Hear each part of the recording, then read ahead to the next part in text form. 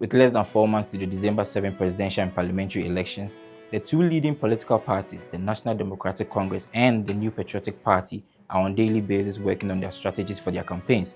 Today, the opposition NDC implemented one of their strategies with the launch of a youth manifesto. Welcome to thegraphic.com.gh, and from the Graphic Online TV newsroom, this is the news in brief.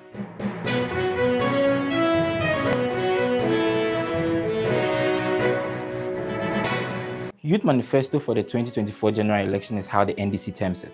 In an atmosphere filled with euphoria and excitement, supporters thronged the Kofi Ohene-Kunedu Auditorium at the University of Professional Studies, Accra, when the NDC pledged a number of policy interventions in job creation, education, and health, among others. This is what the party said will help transform and better the lives of youth across the country. Here are snippets of what transpired today. My brothers and sisters, we are very much convinced in our hearts and minds that given the frustrations and hardship being visited on us as young citizens of this country, Alaji Bawumia and his NPP government is not somebody we can trust and allow to lead this country into the next year. From the ghettos in our communities, through the streets where the boys and girls meet, to the various campuses and halls, through the community of young artisans, creative arts and professional groups, we have observed one thing. The language be very simple. Boys they holla, girls they tire. Over the last 8 years, we've seen the hopes of our young people totally crushed. I don't think there's been any time in our history, maybe prior to 1982, when we've seen so many young people want to leave this country in droves, as we have seen over the last 8 years. It's sad.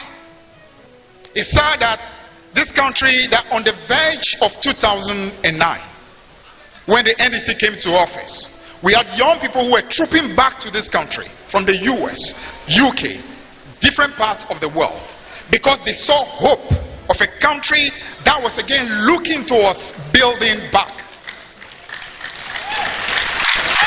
And unfortunately, over the last 8 years, we have seen nothing short of the collapse of the economy of this country and the loss of hope and the despair of our young people. My brothers and sisters, I urge you to stand with us and stand for your dreams and stand for the Ghana we want to build together.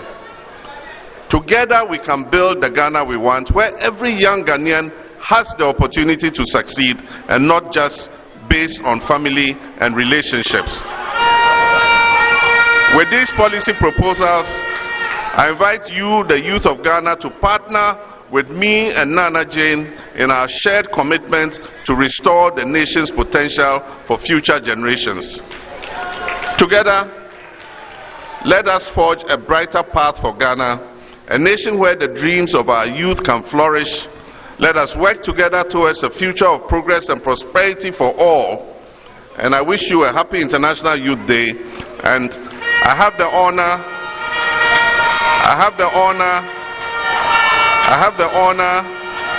and privilege to declare the NDC National Youth Manifesto duly launched. And in showbiz, the iconic twin Nigerian duo P-Square are once again at it with a renewed feud between the brothers. The issues are in the public domain now following a revelation by Peter Okoye that all was not well with the P-Square brothers.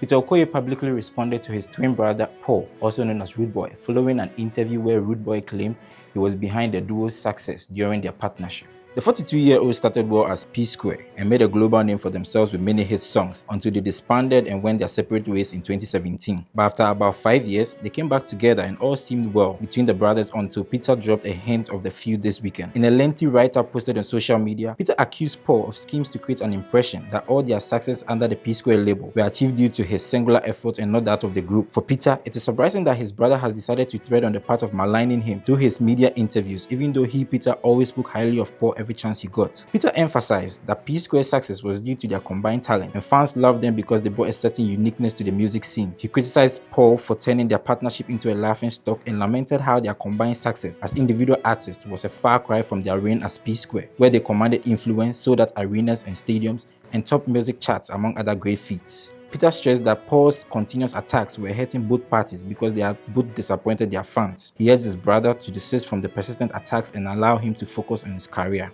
For more news, please visit our website graphic.com.gh and follow us on social media at Graphic Online Ghana on TikTok, Daily Graphic Ghana on Facebook and Instagram, and Graphic GH on YouTube and X. I am Dixon Wolanyo Duchi.